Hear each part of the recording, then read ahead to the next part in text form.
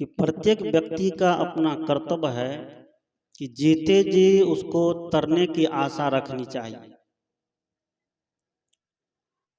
मरने के बाद शरीर को पानी में रख दिया जाए, शरीर के अंदर जीवात्मा नहीं हो तो शरीर क्या पानी में तैरना जानेगा? तैर सकता है? नहीं तैर सकता है। पानी की दिशा में वह बहते हुए निकल जाएगा। जब तक हम जीवित हैं, जब तक जिंदा है, तब तक हमें इस दुनिया से तरना चाहिए। अपने मन के गलत विकारों से तरना चाहिए, गलत खान पान से तरना चाहिए और जीते जी अपने माता पिता के प्रति सच्ची श्रद्धा रख करके उनकी सेवा करनी चाहिए। यही तो श्राद्ध है। श्राद्ध का मतलब है कि श्रद्धा पूर्वक कर्म। जीवित माता पिता की श्रद्धा पूर्वक कर्म करते हैं, उनकी सेवा करते हैं, उनकी समय पर उचित दवा हवा करते हैं, तो इसी को श्राद्ध कहते हैं। शरीर छूटने के बाद लंबा चौड़ा पिंडदान चलता है, भोज चलता है। ये सब माता पिता के लिए इससे उनका कोई मायना नहीं है। ये समाज का खटकर्म है जिसको परंपरा कहते हैं। समाज के लोग, गांव के लोग कहते हैं कि हमारी परंपरा है, तो परंपरा का निर्वहन कर रहे हैं। अब महात्मा लोग भी कहने लग गया है कि जो परंपरा से चली आ रही उस परंपरा को हम लोग निभा रहे हैं। परंपरा से चले आ रहे हैं हमारे परंपरा के लोग। गौर करिएगा, एक जमाना ऐसा था कि डिबिया जला करके बच्चे पढ़ते थे। सही बात है कि नहीं? डिबिया जला के पढ़ते थे, हवा चलती थी, डिबिया बुझ जाती थी। वैज्ञानिक ने आविष्कार कर दिया लालटेन का, डिबिया बंद हो गया ना। वैज्ञानिक ने लालटेन का आविष्कार कर दिया तो लालटेन चलने लगे। डिबिया वाली परंपरा, सही बात चलिए, डिबिया वाली परंपरा बंद हो गई। लालटेन चलते चलते कुछ दिन के बाद अब देखते हैं क्या सब आने लग गया है। मरकरी, हैलोजन, ऐसा ऐसा लाइट आ गया है कि एक लाइट में पूरा नगर एकदम प्रकाशता है, हो रहा है। तो परंपरा बदल गई। अब राम को मानने वाले कहे कि नहीं, हमारी परंपरा है, श्री राम ने धनुष तोड़ करके ब्याह किया था, हम भी अपना बेटा के हाथ में धनुष दे देंगे। कहेंगे कि नहीं, जाओ बेटा, किसी घर के सामने धनुष तोड़ देना, उसकी लड़की से ब्याह कर लेना। काम चलेगा? चलता है काम? नहीं चलने वाला है। परंपरा बदल गया कि नहीं? जो लोग कहते हैं कि हमारी परंपरा है, कभी ऐसी परंपरा चली थी जिसको उतना ज्ञान नहीं होने से, विवेक नहीं होने के कारण उस परंपरा का निर्वहन कर लिया गया। जब हमें ये बोध हो रहा है संतों के माध्यम से, गुरुजनों के माध्यम से, ने इस परंपरा को समाप्त कर देना चाहिए, तो उसको समाप्त हो जाने देना चाहिए कि नहीं? डिबिया जला के अभी भी मरकरी के जमाने में और कोई डिबिया जला करके मरकरी के सामने रख देगा तो काम चलेगा? इसलिए सदगुरु कबीर साहब 12 बजे रात में हाथ में लालटेन लेकर के पूरे गांव में घूमता था। अब बताइए, 12 बजे दिन में हाथ में लालटेन लेकर के पूरे गांव में घूमता था। गांव के लोग कहता था कि कबीरा पगला गया। सही में कबीर पागल होते ही कबीरपंथी लोग कहते भी हैं कि कबीरा सब पागल है, कुछ नहीं मानता है। अब क्या कबीरपंथी नहीं मानते? माँ को माँ नहीं मानते हैं, बाप को बाप नहीं मानते हैं, हाथी को हाथी, घोड़ा को घोड़ा नहीं मानते हैं, पानी को पानी, रोटी को रोटी, भात को भात, दाल को दाल, चादर को चादर, गमछा को गमछा, धोती को धोती, लुंगी को लुंगी नहीं मानते हैं। साफे नहीं मानते हैं। मानते हैं कि नहीं? नाना को नाना, दादा को दादा, सतवा को सतवा, चावल को चावल, दाल को दाल, मानते हैं कि नहीं मानते हैं? जो लोग कहते हैं कबीरपंथी कुछो नहीं मानते, सब पल्ला झाड़ होते हैं, उन लोगों के लिए बहुत बड़ी सीख है कि कबीरपंथी क्या नहीं मानते हैं।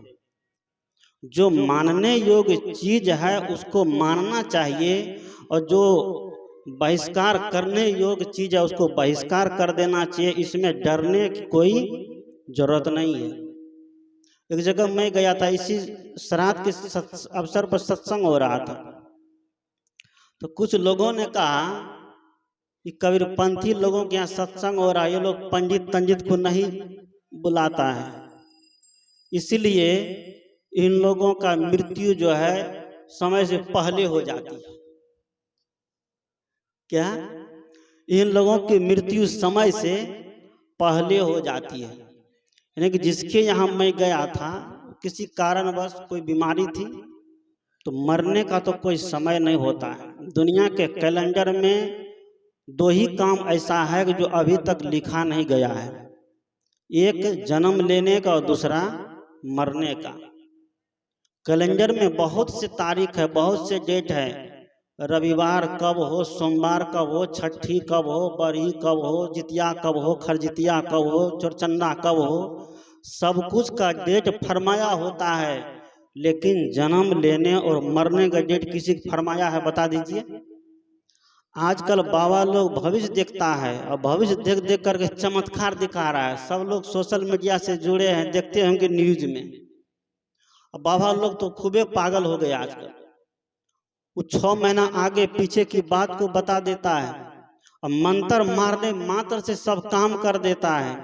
तो मैं कभी कभी सोचता हूँ कि सब बाबा को पकड़ करके चीन और पाकिस्तान के बॉर्डर पर भेजना चाहिए, क्योंकि वहां से ही घुसपैठ करता है। तो हमारी सरकार को फर्ज के ऊपर इतना खर्चा करने की जरूरत नहीं पड़ेगी। हमारी माताएं जो अपने बच्चे को जन्म दे करके लड़ने के लिए सीमा पर भेज देती है, उसका बच्चा नहीं मरेगा वहां लड़ते हुए? क्या मर सकता है? क्योंकि बाबा के मंत्र मात्र से जब सब कुछ काम हो रहा है, पंडित जी के मंत्र से मृत आत्मा को शांति मिल रही है, मृत आत्मा स्वर्ग चला जा रहा है, तो सारे पंडित सारे बाबा को पकड़ करके चीन के बॉर्डर पर, पाकिस्तान के बॉर्डर पर, गांव समाज जितनी डैनिया सब है, डैनियों से नहीं, खटकर गांव समाज का, अरे भूत खेलने वाली सब। मैं सुना हूं कि कोई भूत खेलने, हमारा घर जल्दी बनाओ। बाप रे, इतना तगड़ा भूत सब है। इस सब भूत खेलने वाले सबको वहां शिफ्ट कर देना चाहिए। सारे पुलिस चौकी को बंद कर देना चाहिए, पुलिस थाना बंद हो जाओ, और सब में किसी में डैनिया को भर्ती करो, किसी में बाबा को भर्ती करो, किसी में पंडित जी को भर्ती करो, कि सरकार को सैलरी देने की आवश्यकता नहीं पड़ेगी, फ्री सेवा होगी। और जो पैसा बचेगा तो सरकार जनता की सेवा करेगी उससे। सही बात है कि नहीं है? लेकिन आज वह परंपरा बन चुकी है, और जिस परंपरा को आज हम क्या कर दिए हैं, पूरा मजबूत करके खूंटा गाड़ के पकड़ के बैठ गए हैं। खूंटा टस से मस नहीं हो सकता है। एक बार ऐसा ही हुआ, एक सूरदास था, मुझे घटना याद आती है। एक सूरदास था, सूरदास बेचारा अंधा। उनकी शादी जब हुई तो पत्नी भी उसकी अंधी, दोनों राम लगाया जोड़ी, एक सिल्ला एक लोड़ी, दोनों एक पर एक, दोनों की आंखें नहीं है, दोनों अंधे हैं। लेकिन सत्संग भजन बेचारा था, कबीरपंथी परिवार से था, सत्संग भजन करता था। सत्संग भजन करे, अपना दोनों पति पत्नी गुजर बसर करे। समय से उनको एक बालक जन्म लिया, माता पिता की सेवा करने लगा, देखने लगा। संयोग की बात कहिए कि उनकी पत्नी जब भोजन बनाने के लिए जाती थी, तो भोजन बनावे तो भोजन दोनों को नसीब नहीं हो, न सूरदास को न उनकी पत्नी को। भोजन बनाती थी, रोटी बनाती थी, सब्जी बनाती, सब कुछ बनाती थी, लेकिन भोजन दोनों को नसीब नहीं हो। बड़ा आश्चर्य, वह क्या कारण है? भोजन बनाते हैं लेकिन भोजन नसीब नहीं होता, कारण कुछ होगा ना इसमें। बिना कारण का कोई कार्य नहीं होता है। हम लोग आज यहाँ पर उपस्थित हुए हैं, कोई न कोई कारण है, नहीं तो हम लोग यहाँ उपस्थित नहीं होते। उसी कारण के माध्यम से हम लोग आज यहाँ पर उपस्थित हैं। सूरदास की पत्नी खाना बनाती थी, सूरदास बैठा रहता था। बेचारा दोनों अंधा है, खाना गायब हो जाए, कोई चुरा के ले जाए तो कौन देखे? कोई देख सकता है? नहीं देख सकता, आंखें नहीं है। दोनों जब भूखे रहने लग गए, परेशान हो गए, संयोग से उस दिन सदगुरु कबीर साहब का पदार्पण हो गया उसके यहाँ। पूछे क्या हाल खबर है? दोनों पति पत्नी के गुरुजी सब बात तो बढ़िया है, लेकिन एक सप्ताह से भूखे हैं। कितना दिन से? एक सप्ताह से भूखे हैं। तो क्या कारण है? तो खाना बनाते खाना गायब हो जाता है। सदगुरु कबीर ने कहा कि मैं कहता आखन की देखी, तू कहता कागज की लेखी। मैं कहता सुरझावन हारो, तू राखियो उर्झाई रे। तेरा मेरा मनमा कैसे एक होई रे। सदगुरु कबीर के विचार है कि जब तक मैं अपनी बात आंख से नहीं देख लूंगा तब तक मैं मानने के लिए तैयार नहीं होऊंगा। सदगुरु कहते हैं कि जब तक न देखो निज नैना तब तक न मानो गुरु जी के बैना। जब तक अपनी आंख से नहीं देखो तो गुरु की भी बात पर विश्वास नहीं करो। ये परख दृष्टि है, ये पारखी दृष्टि है। तो सदगुरु कबीर ने देखा कि ऐसी हालत है, ये ऐसा हुआ क्यों? खाना गायब कैसे होता है? कोई मंत्र तंत्र का प्रयोग तो नहीं है, कोई डनिया ओझा का प्रयोग तो नहीं है कि मंत्र मार करके डनिया सब गाछ हाँकती है 12 बजे राते में, और 12 बजे दिन में कोई डनिया गाछ नहीं हाँकती है, रात में ही हाँकती है, दिन में नहीं।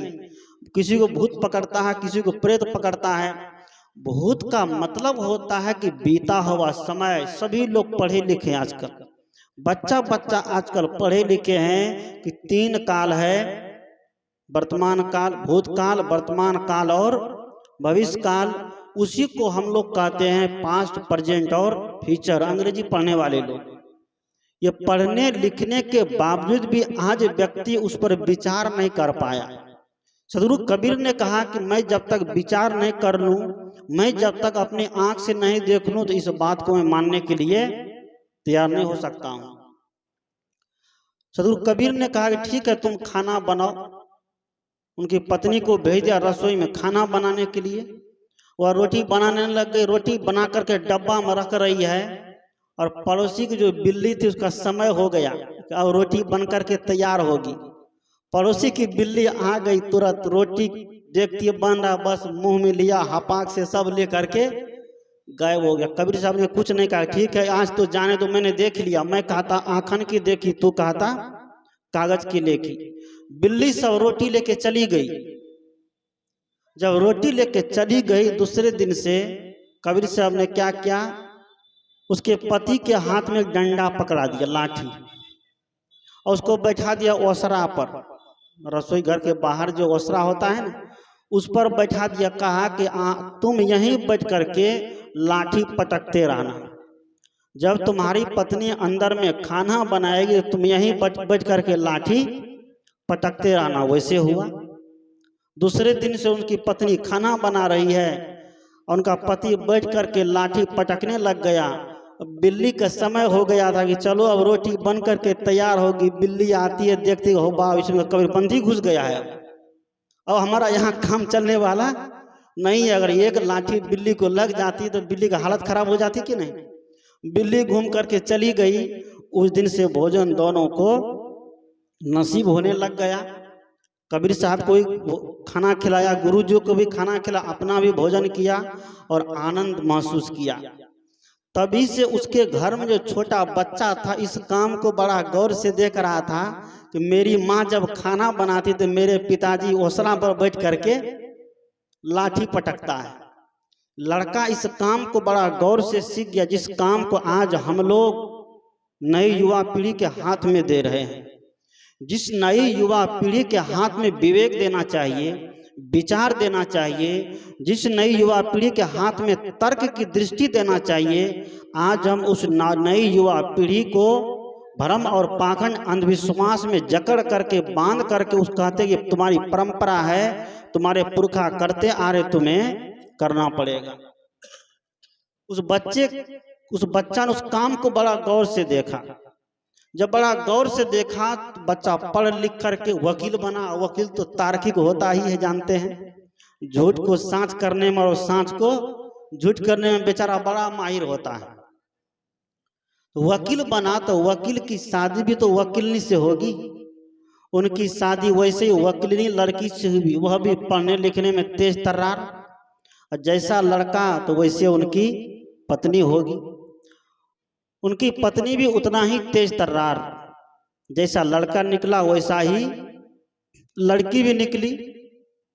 शादी होकर के जब आई लड़की, वो हड़िया छुआ होता है ना, आजकल तो उसका नाम रखा गया बहु भोज। कौन भोज? बहु भोज। पहले कहते थे गाँव देहात में हड़िया छुआ है। तो हड़िया छुआ के दिन जब वो गई रसोई में खाना बनाने के लिए, तो वकील महोदय क्या के वो शराब बैठ गया, लाठी लेकर पटकने लगा।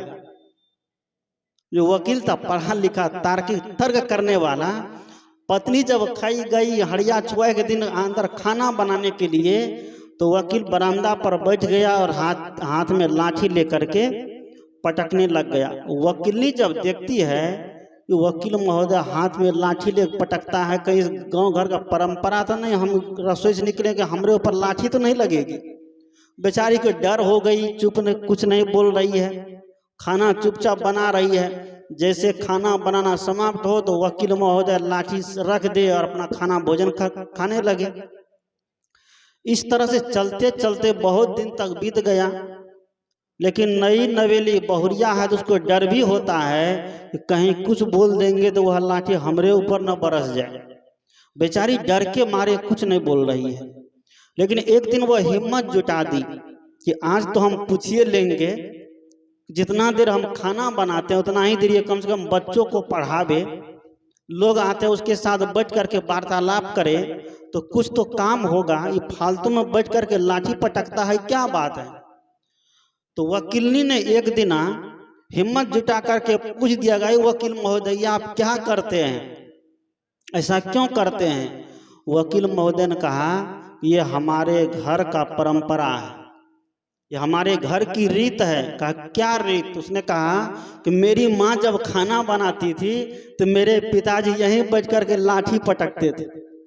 अब तो मेरी माँ का ये काम छूट गया, मेरे पिताजी भी बगल हो गए, अब तुम इस घर की बहू बनी है, हम इस घर के मालिक बने हैं, और तुम खाना बनाती है तो हमें यहाँ बैठ करके लाठी पटकना होता है। ध्यान दीजिएगा, सदगुरु कहते हैं कि पढ़े पढ़े लिखे लोगों के मुंह से आज ये सुनते हैं कि हमारी परंपरा है, इस परंपरा को हमें लेकर के चलना पड़ेगा। वह परंपरा जो परंपरा जीवंत परंपरा हो, जिस परंपरा का निर्वाह करने से हमारे समाज में जागृति फैलेगी, जिस परंपरा का निर्वाह करने से हमारे समाज का भ्रम पाखंड अंधविश्वास मुक्त समाज होगा। अगर वैसी परंपरा को आज हम स्थान देंगे तो हमारा समाज आज भी आदर्श समाज बनेगा कि नहीं बनेगा। हमारे समाज की परंपरा है कि मातृ देवो भव, माता को देव माने गए, पितृ देवो भव, पिता को देव माने गए, आचार्य और अतिथि देवो भव, आचार्य और अतिथि को देवता मान करके ऐसी परंपरा हमारे वैदिक ऋषियों ने चलाया। लेकिन आज इस परंपरा का देखिए कितना छीछा लेदर हो रहा है।